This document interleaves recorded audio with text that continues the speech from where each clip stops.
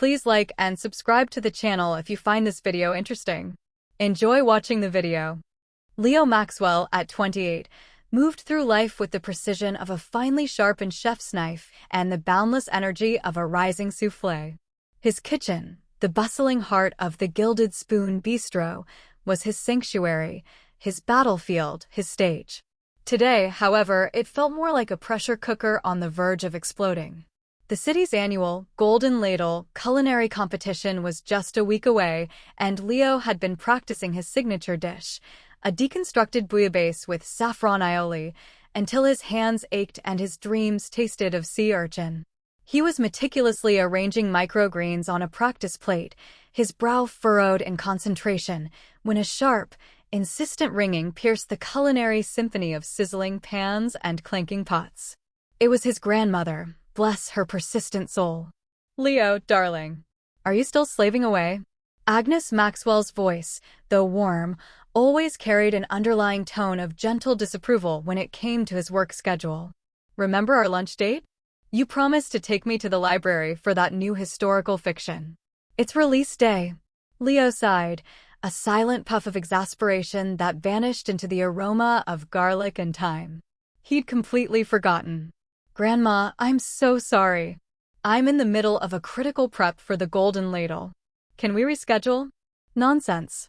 Her voice crackled with a determination that belied her 76 years. "A promise is a promise, young man. And besides, Miss Eleanor Vance is expecting me. She's terribly particular about punctuality, you know." Eleanor Vance. The name alone conjured images of dusty tomes and hushed whispers. Miss Vance was the chief librarian of the venerable Old Town Library, a formidable woman whose reputation for sternness was as legendary as the library's collection of first editions. Leo had only encountered her a handful of times during his rare visits with his grandmother, and each interaction had left him feeling like a mischievous schoolboy caught doodling in a textbook. She was a relic, a guardian of quiet, a stark contrast to his world of vibrant flavors and boisterous passion. With a groan, Leo peeled off his chef's apron. "All right, Grandma, give me 20 minutes. I'll meet you there." He knew better than to argue. Agnes Maxwell was as immovable as a cast-iron skillet. 25 minutes later, Leo found himself pushing through the heavy oak doors of the Old Town Library, a place that always smelled faintly of old paper, lemon polish, and an unspoken demand for silence. He spotted his grandmother by the circulation desk, already deep in conversation with a stern-looking woman whose silver hair was pulled back into a severe bun, her spectacles perched on the end of her nose like tiny, judgmental owls. Eleanor Vance. She was wearing a sensible tweed skirt and a high-collared blouse, looking as though she had been perfectly preserved from a bygone era. Leo, finally." Agnes beamed, then gestured to Miss Vance. "Eleanor, this is my grandson, Leo. The chef." The way she said "the chef" made it sound like a slightly naughty secret. Miss Vance gave Leo a curt nod, her gaze sweeping over his slightly disheveled chef whites. He hadn't had time to change, with an air of polite disapproval. "Mr. Maxwell, I trust you haven't brought any strong odors into my establishment." Leo managed a weak smile. "Just the lingering scent of passion, Miss Vance." He attempted a small, charming wink, which landed with the grace of a dropped ladle. Eleanor Vance merely blinked slowly, her expression unchanged. Agnes, sensing the awkwardness, quickly intervened. "Eleanor, about that new historical fiction. Is it in yet?" As the two women turned their attention to the book, Leo wandered aimlessly, feeling utterly out of place. The library was a labyrinth of towering shelves, each row whispering stories he had no time to hear. He passed a section on ancient history, then one on quantum physics, his mind still buzzing with recipe ideas. He was thinking about a delicate reduction for his bouillabaisse, distracted, when he bumped into a cart laden with precariously stacked books. "Oh, excuse me," he mumbled, reaching out a hand to steady a toppling tower of dusty encyclopedias. At that exact moment, Eleanor Vance, having successfully located Agnes's book, turned to call out, "Agnes, the new historical fiction is right here on the new arrivals cart." She never finished the sentence. A flash of blinding, electric blue light erupted from the ancient, brass-bound new arrival's cart Leo was steadying. A low hum, like a giant tuning fork, vibrated through the very floorboards. The air crackled, smelling faintly of ozone and old parchment. It was sudden, disorienting, and utterly terrifying. Leo felt a sharp, indescribable wrenching sensation, as if his very essence was being stretched and twisted. His vision swam, and a strange tingling coursed through his entire body. He heard a gasp, a high-pitched cry that sounded oddly familiar, yet utterly alien. When the light receded, and the world solidified once more, Leo found himself different. He blinked slowly, taking in his surroundings. He was still in the library, standing by the new arrival's cart. But his hands, they were gnarled, age-spotted, and considerably smaller. He looked down at his clothes, no longer chef whites, but a sensible tweed skirt and a high-collared blouse. His chest felt constricted, heavy, and unfamiliar. Panic, cold and sharp, pierced through him. He opened his mouth to scream, but what emerged was a reedy, querulous sound. What in the blazes? Across from him, standing by the circulation desk, was his own body. His strong, agile chef's body, with the faint scent of garlic and thyme still clinging to it. But it was his body that let out the ear-splitting shriek. Oh, my word! My beautiful chef's jacket! And what is this ghastly noise? Leo stared at the person inhabiting his body, a person whose wide, horrified eyes now belonged to a youthful, albeit suddenly very loud, chef. The realization hit him with the force of a falling anvil. He was Eleanor Vance. And Eleanor Vance, by some impossible, cataclysmic cosmic joke, was him. Agnes Maxwell, who had been momentarily stunned into silence by the light and the hum, finally found her voice. Eleanor? Leo? What on earth? But her question was drowned out by the increasingly frantic cries coming from Leo's former body. My hands! They're so young! And why do I feel like I'm wearing a tent? What fresh hell is this? Leo, no, Eleanor, felt a wave of nausea. His prestigious cooking competition, his life, his very identity, all of it had just been irrevocably, ludicrously, absurdly swapped with an elderly librarian. The silence of the library had been shattered, and a chaotic new recipe for his life had just begun to unfold. The immediate aftermath was a cacophony of bewildered shouts and frantic whispers. Agnes Maxwell, usually unflappable, looked between the two swapped individuals as if trying to solve a particularly difficult crossword puzzle. Leo? Is that really you in Eleanor's body? And Eleanor, you're Leo? Her voice was a mixture of disbelief and a touch of morbid curiosity. Eleanor, now inhabiting Leo's youthful frame, was already pacing, her brow furrowed in a way that was entirely Eleanor, despite the unfamiliar face. This is preposterous. Unacceptable. My posture alone feels scandalous. And this incessant urge to season something. She gestured wildly with Leo's agile hands, nearly knocking over a display of new releases. Leo, trapped in Eleanor's body, felt a surge of existential dread. He looked down at her tweed skirt and sighed. The usually stiff fabric suddenly felt terribly confining. His mind raced, struggling to process the impossible. My competition. The Golden Ladle is in a week. I can't possibly. I can't even reach the high shelves in this body, let alone prepare a deconstructed bouillabaisse. His voice, thin and reedy, cracked with frustration. Eleanor stopped pacing, fixing Leo with a sharp glare that, despite the youthful eyes, still held all the steely disapproval of the chief librarian. Your competition, young man, is hardly my most pressing concern. I have the annual Literary Harvest book fair opening next month. Patrons are expecting my keynote address on the history of papermaking, and I can assure you, this body feels entirely too boisterous for a scholarly lecture. She patted Leo's toned bicep with a look of utter bewilderment. Agnes, ever the pragmatist, clapped her hands together. All right, panicking won't help. We need a plan. First, we need to understand what happened. She pointed to the new arrival's cart, which now seemed to hum with a faint, almost imperceptible energy. It was that cart, wasn't it? When you both touched it. Leo and Eleanor looked at the cart, then at each other. They both remembered the flash of light, the strange tingling. I was just studying the books, Leo explained, his voice still a wobbly tremor. And I was reaching for Agnes's new novel, Eleanor added, her borrowed voice surprisingly deep. A young library assistant, who had witnessed the entire bizarre incident from behind the main desk, finally mustered the courage to speak. Miss Vance. I mean, Mr. Maxwell, there's an old inscription on that cart.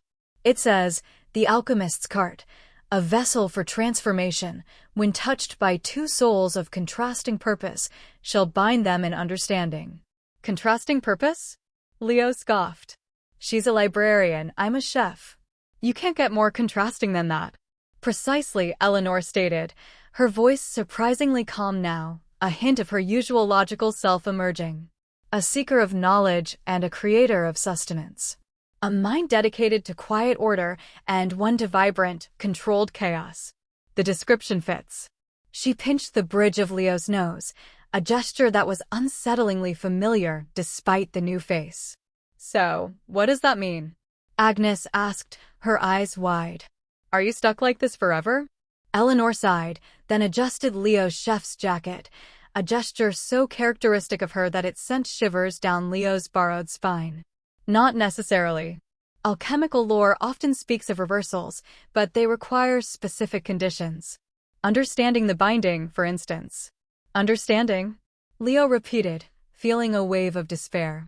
How am I supposed to understand running a library? Or how is she supposed to understand the delicate balance of flavor profiles? We shall simply have to learn, Eleanor declared, her gaze firm.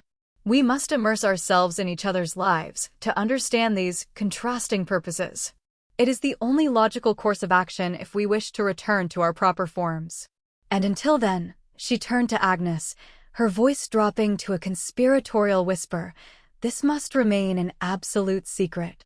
Imagine the panic, the sensationalism, the disruption to library decorum. Leo gulped. He couldn't imagine a body swap being a quiet affair, but Eleanor Vance clearly had a powerful grasp of keeping things under wraps.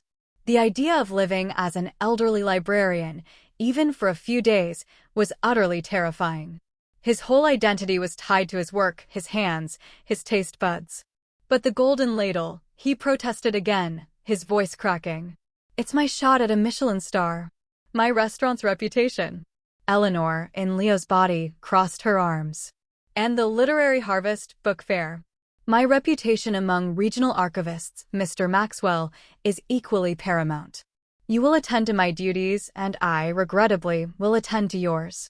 She looked at Leo's chef whites with a grimace. Starting with this appalling garment. It smells of ambition. Agnes, seeing the resolute look on Eleanor's face and the abject terror on Leo's, stepped in. Right then. A temporary arrangement. Leo, you'll pretend to be Eleanor. Eleanor, you'll pretend to be Leo. I'll help both of you navigate your new roles. Consider me your switch coach. She clapped her hands with a renewed sense of purpose. Leo wanted to argue, to scream, to stamp his foot, but the sensible tweed skirt and Eleanor's sensible shoes seemed to prohibit such juvenile displays. He looked at Eleanor, now in his body, whose youthful face was contorted in a grimace as she inspected his chef's jacket. This was going to be a disaster. Later that afternoon, after a brief, awkward trip to their respective homes to collect essentials, Leo found himself sitting in Eleanor Vance's surprisingly sparse living room. It smelled faintly of old books and chamomile tea. He stared at his reflection in a polished antique mirror. Eleanor Vance stared back, her face, her wrinkles, her severe bun, which Agnes had kindly helped him repin. He tried to smile, but it felt unnatural, the muscles of the face unfamiliar. He picked up a book from the coffee table, a history of Elizabethan calligraphy. His fingers, now thin and bony, felt strangely alien as they turned the delicate pages. How could he possibly pretend to be this woman? How could he survive even a day without the clatter of pans, the sizzle of butter, the intoxicating scent of a simmering stock? Meanwhile, across town, Eleanor Vance, now inhabiting Leo's apartment, felt an entirely different kind of culture shock. The kitchen was a gleaming expanse of stainless steel and sharp edges, filled with gadgets she couldn't even name. The apartment itself was sleek, modern, and entirely devoid of the comforting clutter of books. She picked up a chef's knife, turning it over in Leo's strong, nimble fingers. The weight of it was surprising, the balance unsettling. She felt a sudden, inexplicable urge to chop something, anything. "This is disconcerting," she muttered to herself, her new voice deeper, richer, entirely unsuited for her usual pronouncements on literary theory. She looked at the schedule tacked to the fridge. Monday, 6 a.m. farmer's market, berries, microgreens, lamb shoulder. 8 a.m. menu review with sous chef. 10 a.m. bouillabaisse practice. 2 p.m. investor lunch tasting. Eleanor Vance, guardian of quiet, mistress of footnotes, felt a tremor of trepidation. She had a golden ladle to win. And, from the looks of it, it involved an alarming amount of cooking. The next morning dawned with a dreadful sense of inevitability. Leo, still adjusting to the creaks and stiffness of Eleanor Vance's body, woke to the chime of an antique grandfather clock. He felt a peculiar ache in his knees and a strange lightness in his head, a sensation he vaguely recognized as the absence of caffeine. Eleanor, apparently, was not a coffee drinker. Agnes, bless her heart, arrived shortly after, bearing a thermos of strong black coffee for Leo and a cup of herbal tea for Eleanor, who was still technically Leo's body. "All right, Eleanor," Agnes said to Leo, her eyes twinkling mischievously, "your day begins with opening the library. Remember the alarm code and the specific way to stack the morning newspapers. And don't forget your sensible low-heeled shoes." Leo winced. The shoes were already proving to be a challenge. He missed his comfortable chef clogs. He walked through Eleanor's quiet house, every movement feeling alien. He tried to mimic Eleanor's precise, upright gait, but it felt more like a wobbly march. Meanwhile, Eleanor, in Leo's body, was already in the Gilded Spoon kitchen, a whirlwind of suppressed panic and newfound physical prowess. Agnes had briefed her on the morning routine: check inventory, delegate tasks to the sous chef, prep for lunch service.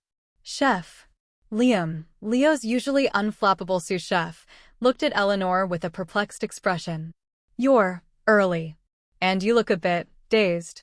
Everything all right?" Eleanor blinked, trying to channel Leo's usual confident aura. "Just contemplating the existential nature of a perfect hollandaise, Liam." The words felt strange in her mouth, borrowed and ill-fitting. She then stared at the sprawling checklist, a dizzying array of ingredients and cooking techniques. Right. Inventory. Where does one keep the, microgreens? Liam, accustomed to Leo's precise commands, pointed to a refrigerated drawer. "In the crisper, chef. And the lamb shoulder just came in from the farmer's market, remember? You said you wanted to braise it for the special tonight." Eleanor stared at the slab of raw meat. Braise it? She knew what braising meant in theory, a slow cooking process with liquid. But to do it? Her hands, Leo's hands, felt a strange, primal urge to grasp the meat, but her mind recoiled. This was not a book, not a quiet artifact to be catalogued. This was visceral. Back at the library, Leo was having his own culinary crisis, albeit a more cerebral one. He had managed to unlock the doors and disarm the alarm, mostly by following Agnes's frantic whispered instructions over the phone. Now, seated at Eleanor's desk, he faced a mountain of paperwork and a patron. "Good morning, Miss Vance," a sweet-faced elderly woman greeted him. "I'm returning the Grand Duke's conspiracy and would like to reserve the sapphire amulet. It's a new release, I believe." Leo stared blankly. "Reserve? New release?" He frantically searched his memory for any scrap of library knowledge. "Of course, madam. Just place it on the return cart. And the amulet is being processed." He hoped his vague response sounded suitably librarian-like. He yearned for the simple, clear instructions of a recipe. His morning continued in a similar vein. He misfiled a book on medieval history, causing a brief but intense hunt, and nearly put a biography of Queen Victoria in the children's section. He answered a phone call about overdue fines with a hesitant, "I believe, discretion is the better part of valor," before quickly hanging up. The quiet demanded by the library felt suffocating, and the intellectual demands were a completely foreign language. Lunchtime brought Agnes to the library with a packed lunch for Leo, a sensible tuna salad sandwich and an apple. "How's the quiet life, Eleanor?" she asked, a smirk playing on her lips. "Agnes, it's a living purgatory," Leo groaned, peeling an apple with Eleanor's surprisingly steady fingers. "The silence is deafening, the rules are inscrutable, and I just directed a teenager looking for graphic novels to the philosophy section. How is Leo doing?" Agnes's smile faltered slightly. "Well, Leo has discovered a newfound respect for portion control. And I believe she just tried to categorize the spice rack alphabetically by Latin name." Indeed, in the Gilded Spoon kitchen, Eleanor was attempting to navigate the chaos of lunch service. She watched Liam with a hawk-like intensity, trying to deduce Leo's unspoken signals. She managed to chop vegetables with surprising speed, her librarian's precision translating unexpectedly well to knife skills. But the timing, the multitasking, the sheer heat of the kitchen, it was overwhelming. "Chef, the sauté pan for table 4 needs to be preheated now," Liam called out. Eleanor stared at the pan. "Heat? How hot?" She'd read extensively about thermodynamics, but applying it to cooking was an entirely different matter. She fumbled with the burner, turning it too high, then too low. A faint smell of burning garlic wafted through the kitchen. "Chef!" Liam exclaimed, rushing over. "You'll scorch it. You need a medium-high heat, just until the butter is fragrant, not smoking." He expertly adjusted the flame. Eleanor felt a blush creep up Leo's neck. "My apologies, Liam. I was merely experimenting with temperature gradients." She cleared her throat. This was far more complex than organizing the Dewey Decimal System. As the day wore on, both Leo and Eleanor found themselves in increasingly bizarre and frustrating situations. Leo, in Eleanor's body, had to assist a children's story time, attempting to read The Little Bear Who Lost His Roar in Eleanor's reedy voice, much to the confusion of the toddlers. He kept mentally adding extra syllables to words, a habit he'd picked up from Eleanor's precise elocution. Eleanor, in Leo's body, faced a demanding food critic who had made a surprise visit. She managed to bluff her way through a conversation about the subtle dance of umami, relying on vague culinary terms she'd once skimmed in a magazine. The critic looked unimpressed, but curious. By evening, both were utterly exhausted. Leo stumbled into Eleanor's house, collapsing onto a surprisingly firm armchair. He ran his thin fingers through Eleanor's silver bun, feeling a strange urge to tear it out. He missed the feeling of his own hair, the easy flexibility of his own body. He missed the satisfying weight of a heavy pan in his hand. Eleanor, arriving back at Leo's sleek apartment, threw herself onto the sofa, narrowly avoiding a stack of cookbooks. She closed Leo's eyes, feeling the vibrant energy of his body coursing through her. She missed the quiet solitude of her evenings, the comforting weight of a literary classic. She picked up a cookbook, Mastering the Art of French Cooking, and began to read it like a textbook, her brow furrowed in concentration. "This is impossible, Agnes," Leo croaked on the phone. "I can't pretend to be her. I tried to make Eleanor's evening chamomile tea, and I nearly boiled over the kettle. The sheer lack of culinary intuition in this body is astounding."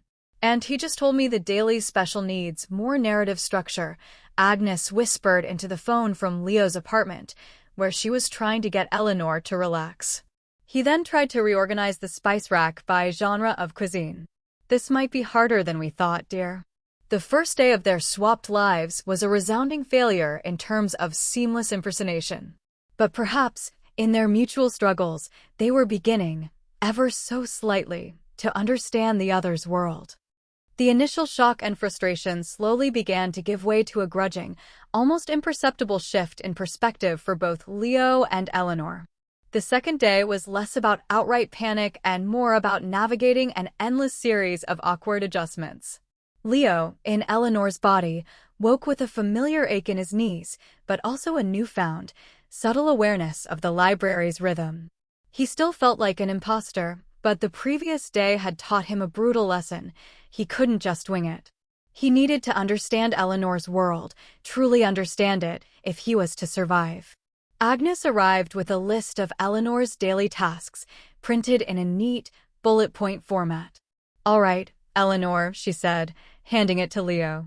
"Today, you have a staff meeting at 9 a.m., followed by cataloging new acquisitions. And remember, Miss Vance always wears her brooch on Wednesdays." Leo sighed, looking at the intricate silver brooch Agnes held out. He felt ridiculous. He arrived at the library, still stiff and uncomfortable in Eleanor's sensible clothes, but with a more deliberate stride. He forced himself to observe the library assistants, to listen to their quiet interactions with patrons. He noticed the soft smiles Eleanor's presence usually elicited, the respect for her quiet authority.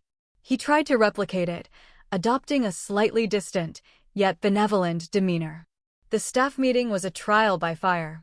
He sat at the head of the polished oak table, trying to look authoritative while secretly battling a sudden urge to tap his foot.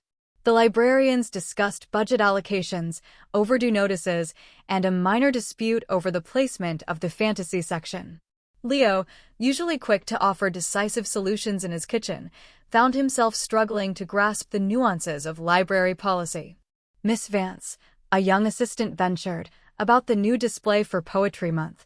Should we go with a thematic arrangement or by author chronology?"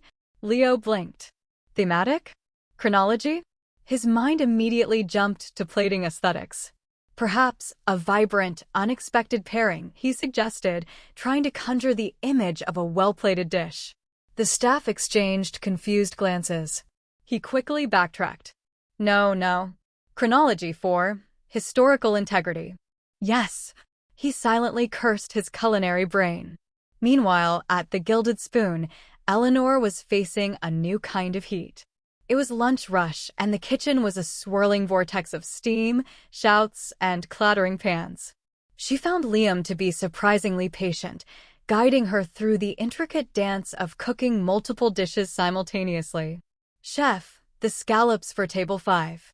Just a quick sear on both sides, nice crust, tender in the middle," Liam instructed, his voice rising above the din. Eleanor, armed with Leo's agile hands, felt a peculiar thrill as she dropped the delicate scallops into the hot pan. The sizzle, the aroma, the almost instantaneous browning, it was a sensory explosion unlike anything she'd experienced in the quiet stacks of the library. She focused, channeling her librarian's precision into the task, timing the flip perfectly. To her surprise, the scallops came out beautifully, golden brown and perfectly cooked. "Impressive, chef," Liam exclaimed, momentarily forgetting his earlier bewilderment. A small, almost imperceptible smile touched Eleanor's lips. "Indeed, Liam. There is a certain poetic rhythm to it, isn't there? A culinary sonnet, if you will, where each ingredient plays a crucial verse." She caught herself, realizing she sounded far too much like her true self. She quickly added, with a gruffer tone, "Now, where are those heirloom tomatoes for the consommé?" Chop chop. Back at the library, Leo was making his own tentative strides. He realized that Eleanor's precision wasn't just about rules, it was about care. Each book, each patron, was treated with a quiet reverence.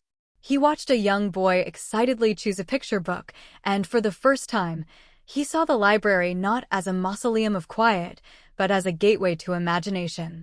He found himself actually listening to a conversation between two elderly women about a historical novel, offering a surprisingly insightful comment on the author's research methods. He accidentally suggested a recipe for a lemon curd tart to a bewildered patron looking for a biography of a famous painter, but then quickly recovered by recommending a culinary history book. Later that afternoon, while reorganizing a shelf of classic literature, Leo discovered a small, pressed rose tucked between the pages of a well-worn copy of Pride and Prejudice. A tiny, faded ribbon was tied around its stem. It was a secret, a tender moment preserved in paper. He felt a pang of unexpected emotion, a glimpse into the quiet, personal life he was now inhabiting. Eleanor Vance, the stern librarian, had a romantic side. Who knew? He found himself wondering about Eleanor's daily rituals, beyond the obvious. Did she have a favorite tea? Did she tend a small garden? He was beginning to see her not just as a rigid figure, but as a complex person with her own quiet joys and perhaps even her own hidden passions. That evening, when Agnes met them both at Leo's apartment, there was a subtle shift in their demeanor. Eleanor, still wearing Leo's chef whites, though now with an apron neatly tied, looked less bewildered and more energized. Agnes, Eleanor began, her new voice still a little startling. I must admit, the controlled chaos of a professional kitchen holds a certain allure. The immediacy of creation, the direct feedback from the palate. It is surprisingly stimulating. Leo, still in Eleanor's tweed, nodded slowly. And the library, Agnes, is not merely a repository of facts. It's a sanctuary, a living organism of stories. I even found a pressed rose and a copy of Pride and Prejudice. He looked at Eleanor, a strange question in his borrowed eyes. Eleanor's youthful face flushed slightly, a rare display of emotion. Ah, yes. A memento from my youth. A rather sentimental folly. She quickly regained her composure. Nevertheless, Mr. Maxwell, while I find the process of charring a delightful exploration of caramelization, I still find myself longing for the quiet satisfaction of a properly indexed bibliography. Leo chuckled, a reedy, unfamiliar sound. And I, Miss Vance, find myself dreaming of a perfectly seared scallop, but I've also realized that there's a quiet satisfaction in helping someone find exactly the right story. He paused, then looked at Eleanor directly. Perhaps our contrasting purposes aren't as different as we thought. We both create in our own ways. You curate stories, I craft experiences. Eleanor met his gaze, a flicker of something akin to understanding passing between them. Indeed, Mr. Maxwell. Perhaps the alchemy isn't just in the swap, but in the revelation. She then looked at the stack of cookbooks on Leo's counter. Now, about this bouillabaisse. What exactly is a deconstructed version? Does one simply take it apart? Leo, for the first time since the swap, felt a spark of his old passion. No, Miss Vance, you reinterpret it. You understand its core elements and present them in a new, surprising way. It's like taking a classic novel and telling its story through a series of evocative vignettes. Eleanor's eyes widened. Fascinating. A culinary postmodernism. I believe I might be able to grasp that. The chasm between them seemed, for the first time, to narrow slightly. They were still mismatched ingredients, but perhaps, with a dash of empathy, they could begin to learn how to blend. As the days turned into a week, the unusual partnership between Leo and Eleanor deepened, driven by necessity and a growing, albeit reluctant, respect. They had both improved in their adopted roles, though not without considerable effort and frequent phone calls to Agnes for crisis management. Leo, now more comfortable in Eleanor's skin, had developed a surprisingly effective, if unconventional, librarian persona. He still had a tendency to talk about flavor profiles when recommending books, but his genuine enthusiasm for stories, once rekindled, resonated with the patrons. He started a chef's choice shelf in the library, featuring books on food history and culinary fiction, which, much to the other librarians' surprise, became incredibly popular. He even learned to appreciate the methodical calm of cataloging, finding a strange parallel to the organized chaos of his kitchen prep. Miss Vance, one of the younger librarians, Sarah, remarked, "You've been different lately. More approachable. Is it the new herbal tea blend you've been drinking?" Leo, sipping his chamomile, offered a wry smile. "Perhaps, Sarah. Or perhaps I've simply realized the nourishing power of a good narrative." He still felt a pang of longing for his own kitchen, but he was also beginning to see the profound impact Eleanor had on her community. The library was a cornerstone, a place of solace and discovery, largely due to her unwavering dedication. Meanwhile, Eleanor, in Leo's body, was becoming a formidable, if unorthodox, chef. She had devoured Leo's cookbooks like academic texts, dissecting recipes and understanding the chemical reactions involved in cooking. Her librarian's precision now translated into meticulous plating and incredibly accurate measurements.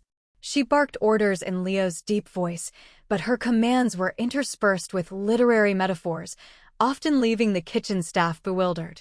"Liam," she'd declare, stirring a delicate sauce, "the reduction is not merely a condensation of liquid, it is the distillation of essence, much like the thematic core of a well-structured novel." Liam, though confused, had to admit that the food coming out of the kitchen was exquisite. The Golden Ladle competition was looming, and Eleanor, despite her initial disdain, was now fiercely determined to win it for Leo. She spent hours after service practicing the deconstructed bouillabaisse, her mind dissecting each component, each flavor. She discovered a latent artistic streak in the presentation, arranging the components with architectural elegance. "Chef, you're a machine," Liam exclaimed one evening, watching her work with tireless focus. "You've never been this intense about practice before." Eleanor paused, wiping a bead of sweat from Leo's brow.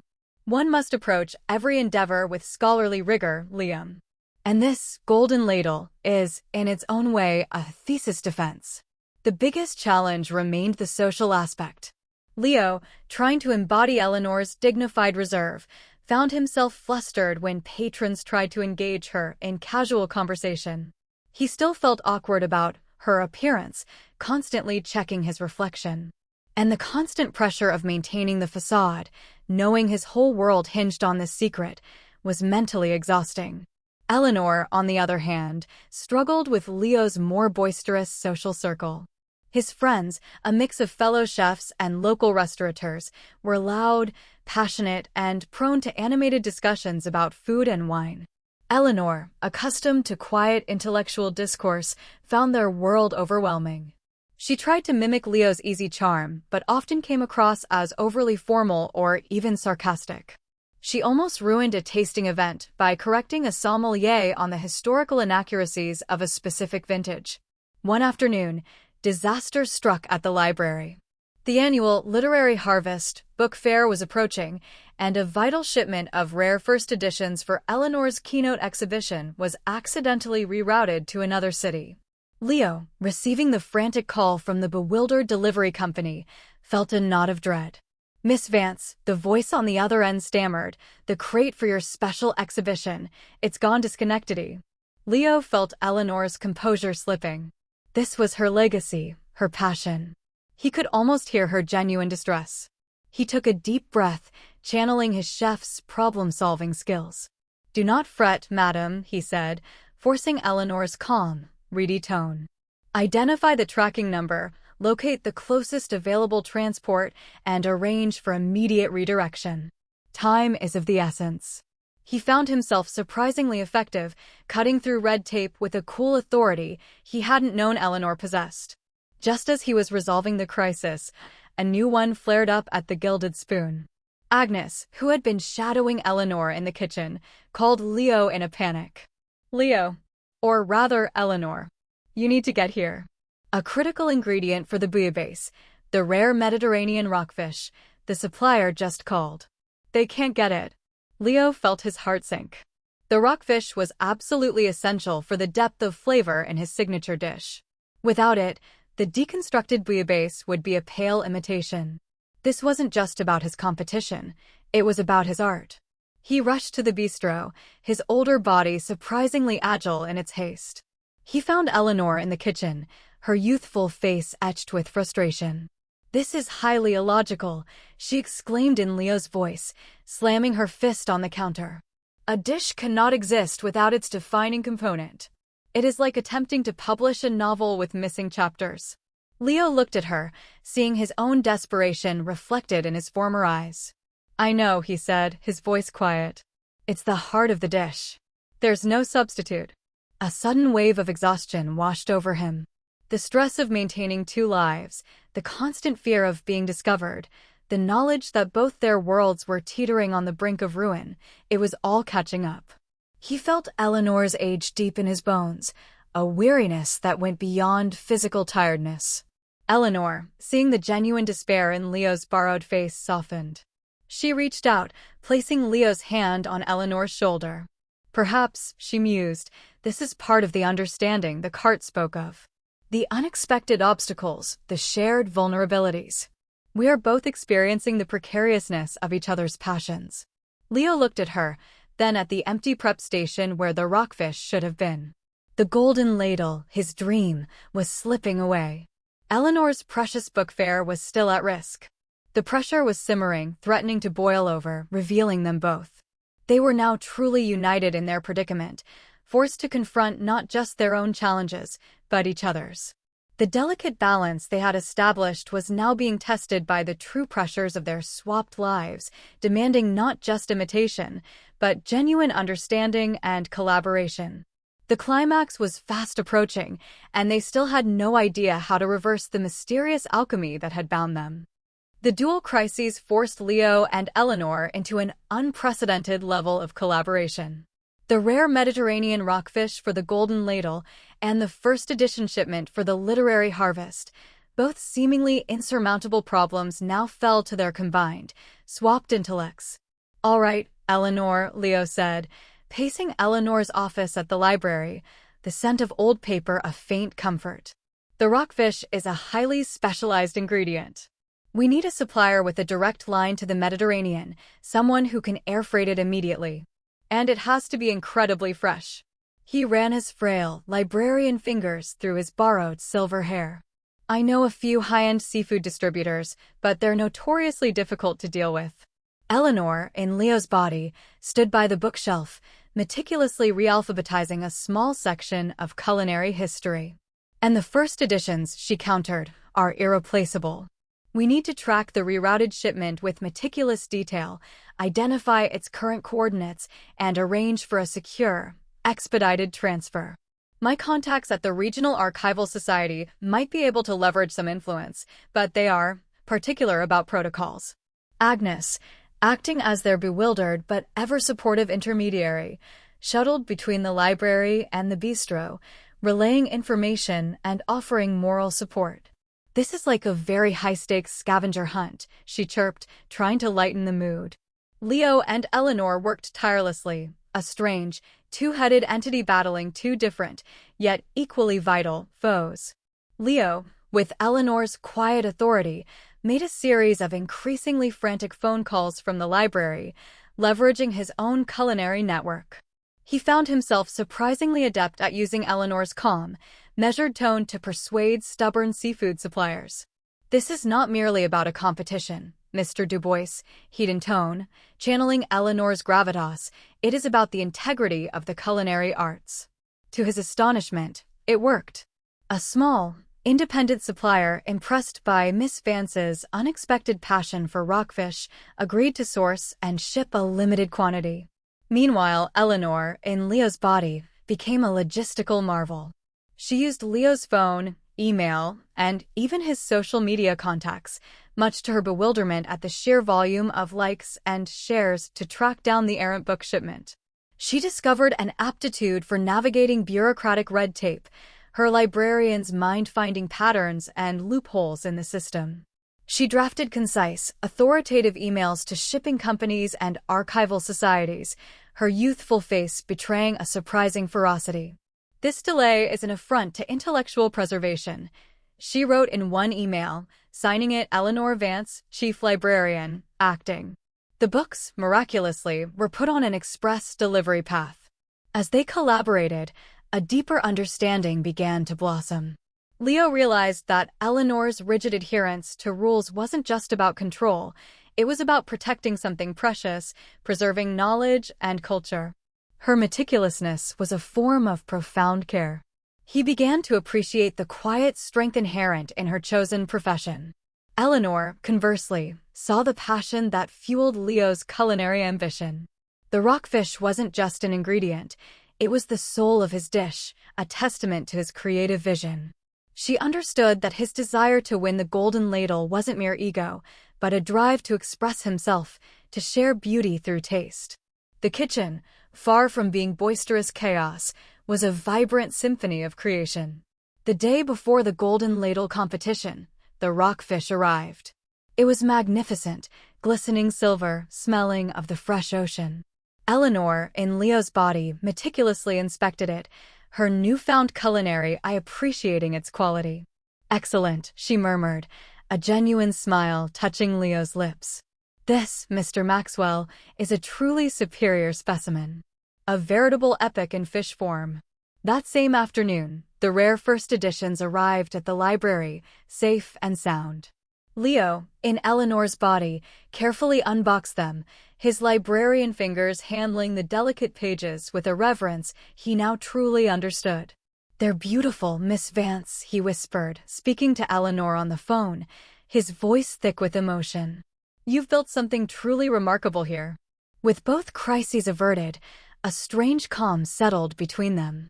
The urgency was gone, replaced by a quiet realization. They had not only kept each other's worlds afloat, but they had also glimpsed the profound beauty and purpose within them. That evening, Agnes brought them together at Leo's apartment, a silent acknowledgement of the bond they had forged. Eleanor, in Leo's body, began to prepare a simple meal, a pasta dish with fresh pesto, something she'd learned from watching Liam.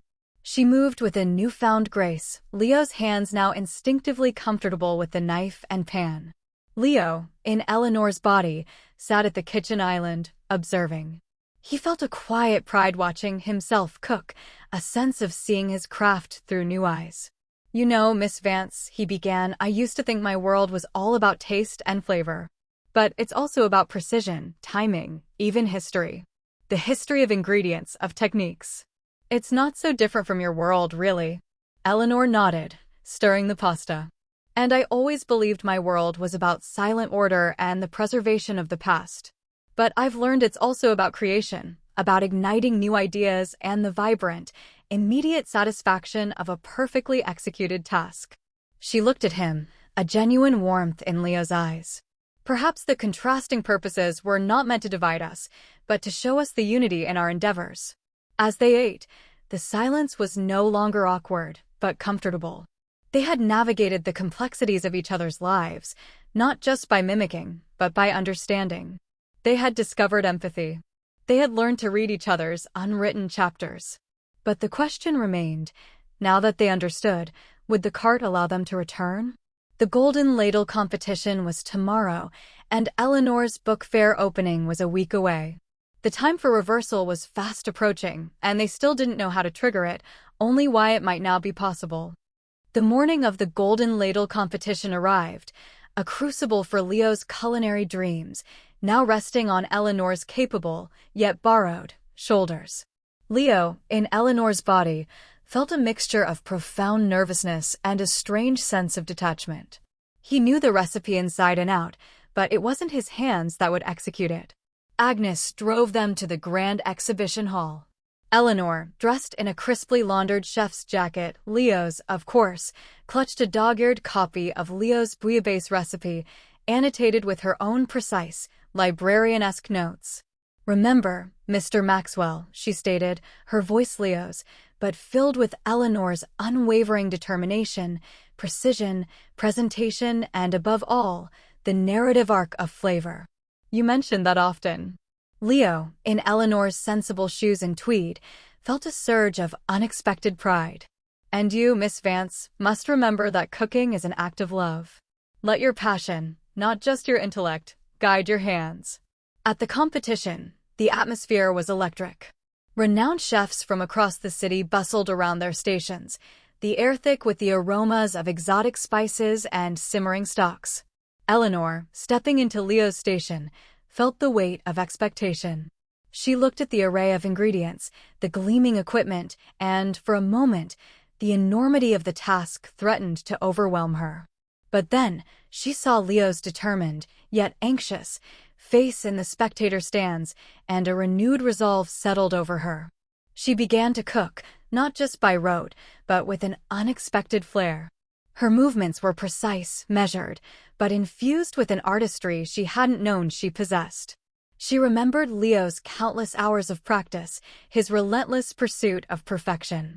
She tasted, adjusted, and plated with an intuitive grace that surprised even herself.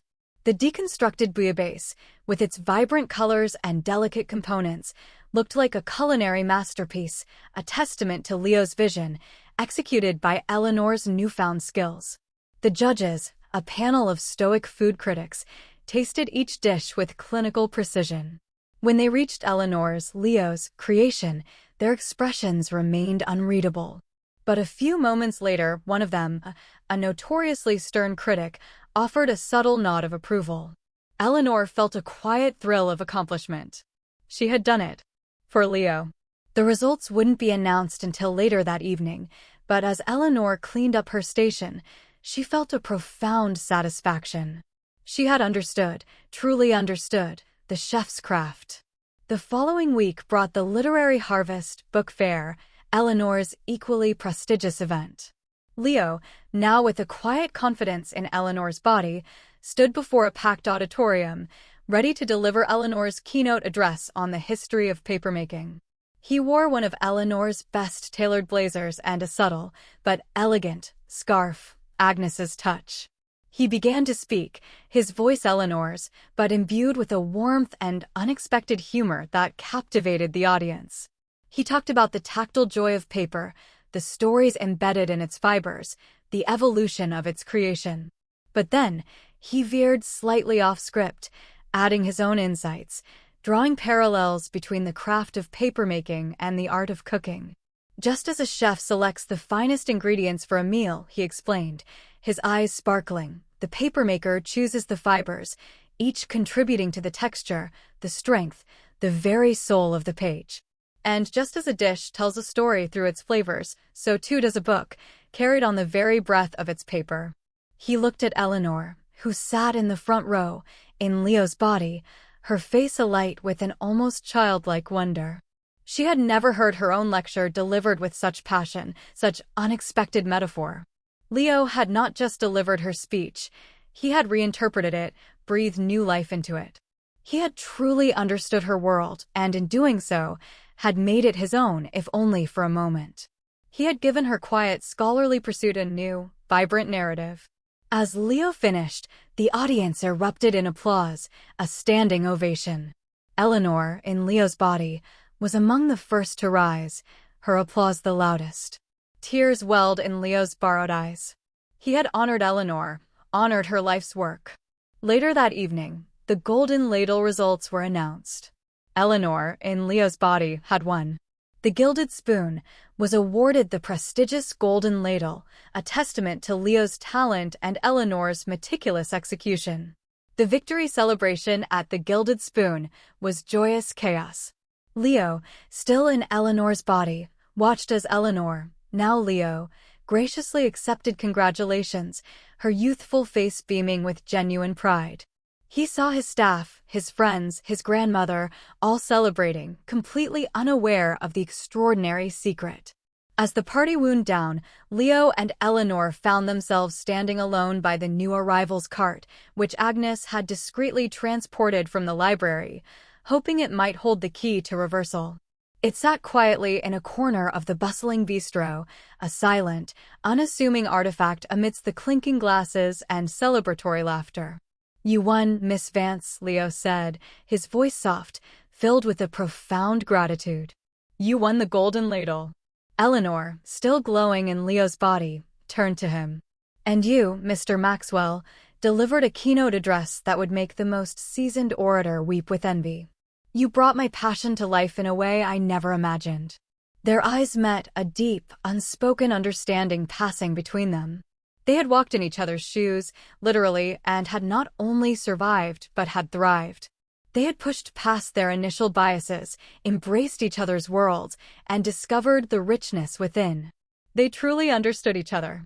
At that exact moment, a faint, almost imperceptible hum emanated from the cart. It was the same sound they had heard that fateful day, but softer, almost inviting. "The binding, understanding," Eleanor murmured, remembering the inscription. Leo reached out, his librarian's hand trembling slightly, and placed it on the brass binding of the cart. Eleanor, in turn, placed Leo's hand on the cart, right beside his. A gentle, warm light began to emanate from the cart, not blinding this time, but soft and golden. It enveloped them both, a comforting embrace rather than a violent shock. The tingling sensation returned, a familiar stretch and pull, but this time, it felt like a gentle unraveling, a quiet restitching. They closed their eyes, a shared breath held in anticipation. When the light faded and they opened their eyes, the world was no longer inverted.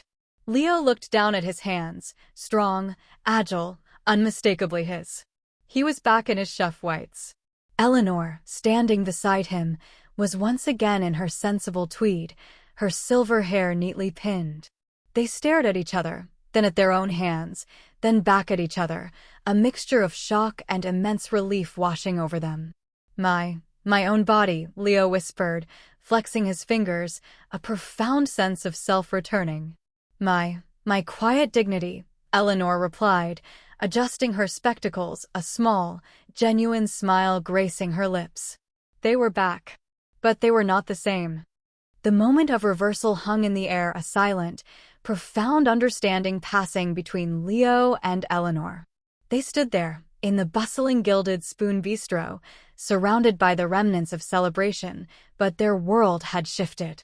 "It's over," Leo finally managed, his own voice, rich and resonant, feeling like a long-lost friend. He flexed his powerful chef's hands, feeling the familiar calluses, the strength that was uniquely his. He looked down at his crisp white chef's jacket, no longer a costume but a second skin. The scent of garlic and thyme, no longer clinging to Eleanor, was now subtly his own. Eleanor, too, savored the return. She smoothed her sensible tweed skirt, adjusted her spectacles, and felt the comforting, familiar weight of her own body. The quiet dignity she had almost forgotten was back, a part of her very essence. "Indeed, Mr. Maxwell," she replied, her reedy voice regaining its precise cadence. "The experiment, it seems, has concluded successfully."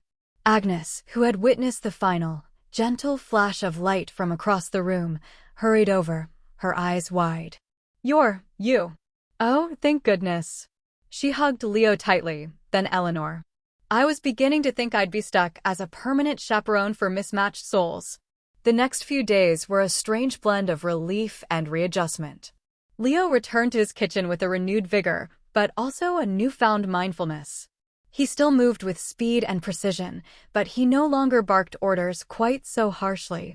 He found himself explaining the narrative arc of flavor to Liam, or talking about the quiet dignity of a well-plated dish. He even started a small, curated collection of culinary history books in the bistro's waiting area, a subtle nod to Eleanor. He found he had a deeper appreciation for the subtle nuances of his ingredients, a librarian's reverence for their origins and stories. The stress of the Golden Ladle, once all-consuming, now seemed to be just a part of a larger, more intricate tapestry. He even surprised himself by choosing a calm herbal tea over coffee one morning. Eleanor, back in her quiet domain, found the library's familiar solace more profound than ever. But she too had changed. She moved with a slightly brisker pace, a subtle energy that hadn't been there before. She started a culinary corner in the nonfiction section, highlighting cookbooks and food memoirs, which became an unexpected hit. She found herself engaging with patrons in more personal conversations, even sharing a recipe for a particularly delicious lentil soup. She discovered a surprising love for the tactile experience of chopping vegetables, the rhythmic thud of a knife against a cutting board, which she now practiced in her own kitchen, finding it a meditative release. She even found herself humming a little tune as she alphabetized, a habit Leo often employed in the kitchen. The book fair, when it arrived, was a resounding success, her keynote address delivered with her usual scholarly grace, but now infused with a surprising passion and a few well-placed culinary metaphors. Their friendship, forged in the crucible of a body swap, continued to blossom. They met for coffee, Leo, now, occasionally drank tea with Eleanor, swapping stories and insights. Leo would sometimes visit the library just to sit in quiet contemplation, finding a piece he hadn't known he needed. Eleanor would, on rare occasions, visit the Gilded Spoon, not as a patron, but to observe the controlled chaos, finding a strange beauty in its symphony. One afternoon, a few weeks after the reversal, Leo found himself back at the library, helping Eleanor rearrange a shelf. The new arrival's cart sat in its usual spot, Now looking utterly innocuous, a simple wooden cart, no longer humming with alchemical energy. "Miss Vance," Leo began, "do you think the cart chose us for a reason?" Eleanor paused, carefully placing a first edition back onto the shelf. "I believe, Mr. Maxwell, that life often presents us with unexpected detours. Sometimes, those detours are merely diversions. And sometimes, they are profound opportunities for growth, for understanding that which lies beyond our immediate perception." She looked at him, a knowing glint in her eyes. "We learned that our worlds, though seemingly disparate, shared fundamental truths: creation, preservation, passion, and the profound human need for connection and sustenance, both intellectual and physical." Leo smiled, a genuine, warm smile. "So, the recipe for reversal wasn't just about understanding each other's lives, but understanding the shared ingredients of humanity itself?" "Precisely," Eleanor affirmed. "A rather complex, yet ultimately satisfying intellectual dish, wouldn't you agree?" They both chuckled, two souls who had walked in each other's shoes, and in doing so, had found a deeper appreciation for their own. The accidental body swap had been a challenging, bewildering, and utterly life-changing experience. It had given Leo a dash of quiet reflection and Eleanor a sprinkle of vibrant passion. They had returned to themselves, but they were richer, wiser, and forever bound by the recipe of their shared, unforgettable transformation. The aftertaste of their adventure was sweet, a perfect blend of wisdom and wonder.